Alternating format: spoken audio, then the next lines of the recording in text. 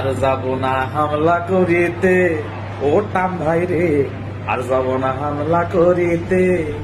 Iran রে হামলা করতে গিয়ে হাতে নাতে পড়লাম ধরা, আমার গোয়া মারা সারা, আমি কোথায় যাব রে, আর যাব না হামলা করিতে, ও টাম ভাই রে।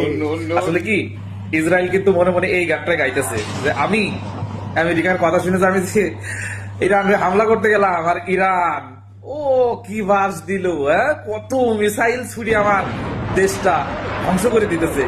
Stop, stop, please, please stop, Iran, Iran stop. কে বলতেছে এগুলা? কে বলতেছে? ইসরায়েলের সাধারণ জনগণ বলতেছে প্লিজ স্টপ, একটু দাঁড়াও না, আমার হিসু করার টাইম দাও, আমার হাগামতার টাইম দাও। আরে এটা আয়াতুল্লাহ খামেনি, তুমি বাঘের খাবার তুমি হাত দিয়েছো, এবার তোমাকে তো ঠেলা বুঝতেই হবে।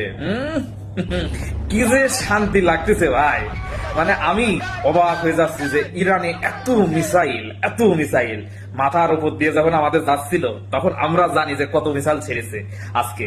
তো আপনারা যাই হোক ভিডিওগুলো শেয়ার করে দেবেন, ইরানের জন্য দোয়া করবেন। আয়াতুল্লাহ খামেনির মতন বাঘের বাচ্চা, সিংহর বাচ্চা, এরা যেন হাজার হাজার বছর বেঁচে থাকে। ইরানের সেনাবাহিনী আজকে খালিদ বিন ওয়ালিদের মতন যুদ্ধ মজমাটা বসাইছে। ভাই কি মনে করতেছেন সবকিছুই এই আমেরিকা আর ইসরায়েলের পাওয়ার দিয়ে হয় না? বুঝতে পেরেছেন? ইমানের জজবা লাগে, ইমান, ইমান, ইমান লাগে রে ভাই, ইমান ছাড়া কোনো কিছুই হয় না। তো ইমানের পাওয়ার দেখাই দিল আজকে ইরান, হাজার হাজার ব্যালিস্টিক মিসাইল ছেড়ে। মনে করেন যে ইসরায়েলের আবার ইসরায়েলের নেতানিয়াহু প্লিজ একটু দাঁড়াও, আমার কাপড় খোলা টাইম দাও, নয়তো মিসাইল ভরে দেবে। ভাইয়া ভিডিওটা শেয়ার করে দিও সবাই।